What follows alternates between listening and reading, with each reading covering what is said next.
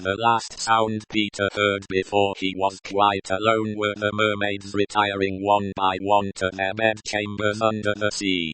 He was too far away to hear their doors shut, but every door in the coral caves, where they live, rings a tiny bell when it opens, or closes, as in all the nicest houses on the mainland, and he heard the bells. Steadily the waters rose till they were nibbling at his feet, and to pass the time until they made their final gulp, he watched the only thing on the lagoon. He thought it was a piece of floating paper, perhaps part of the kite, and wondered idly how long it would take to drift ashore. Presently he noticed as an odd thing that it was undoubtedly out upon the lagoon with some definite purpose, for it was fighting the tide, and sometimes winning, and when it won, Peter, always sympathetic to the weaker side, could not help clapping. It was such a gallant piece of paper. It was not really a piece of paper, it was the Never bird, making desperate efforts to reach Peter on the nest, by working her wings, in a way she had learned, since the nest fell into the water. She was able to some extent to guide her strange craft, but by the time Peter recognized her she was very exhausted. She had come to save him, to give him her nest, though there were eggs in it. I rather wonder at the bird, for though he had been nice to her, he had also sometimes tormented her.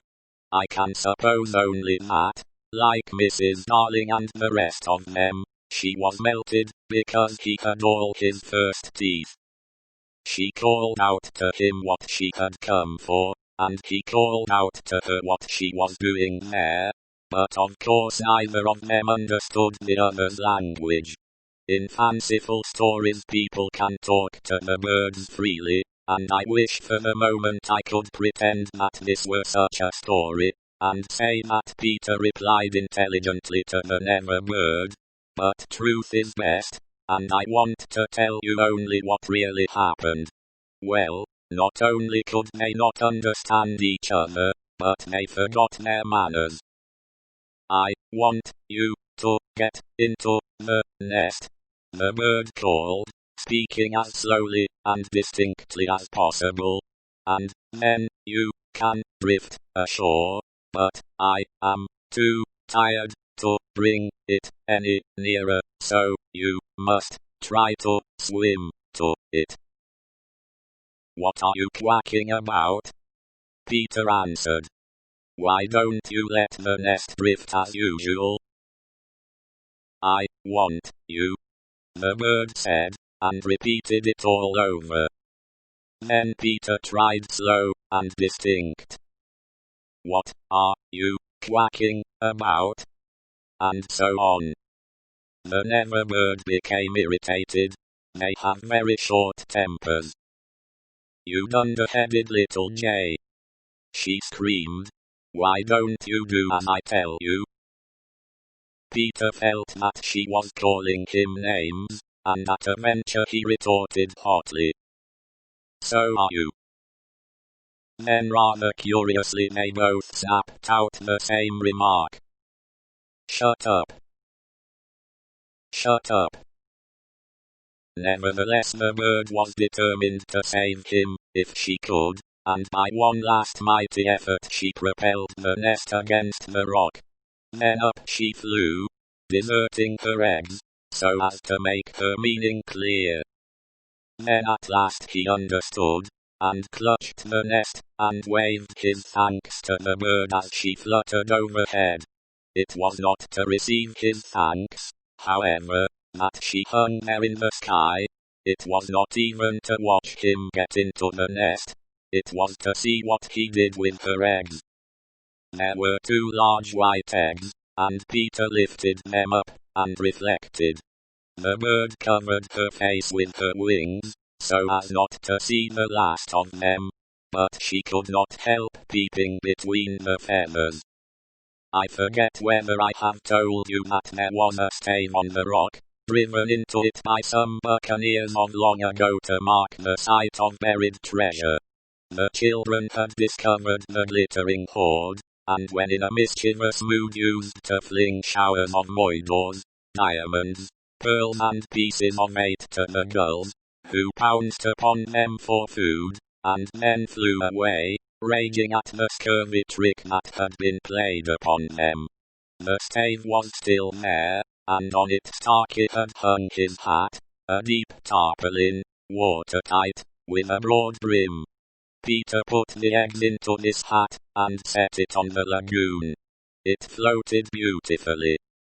The Neverbird saw at once what he was up to, and screamed her admiration of him, and, alas, Peter crowed his agreement with her.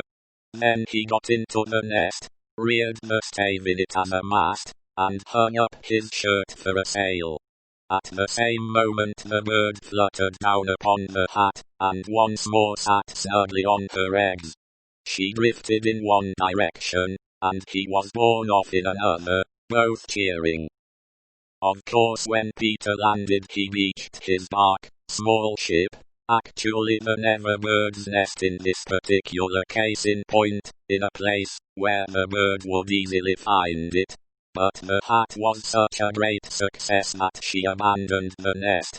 It drifted about till it went to pieces, and often Starkey came to the shore of the lagoon, and with many bitter feelings watched the bird sitting on his hat. As we shall not see her again, it may be worth mentioning here that all Neverbirds now build in that shape of nest, with a broad brim on which the youngsters take an airing. Great were the rejoicings when Peter reached the home under the ground almost as soon as Wendy, who had been carried hither and thither by the kite. Every boy had adventures to tell, but perhaps the biggest adventure of all was that they were several hours late for bed. This so inflated them that they did various dodgy things to get staying up still longer, such as demanding bandages, but Wendy, though glorying in having them all home again safe and sound, was scandalized by the lateness of the hour, and cried, to bed, in a voice that had to be obeyed. Next day, however, she was awfully tender, and gave out bandages to everyone, and they played till bedtime at limping about, and carrying their arms in slings.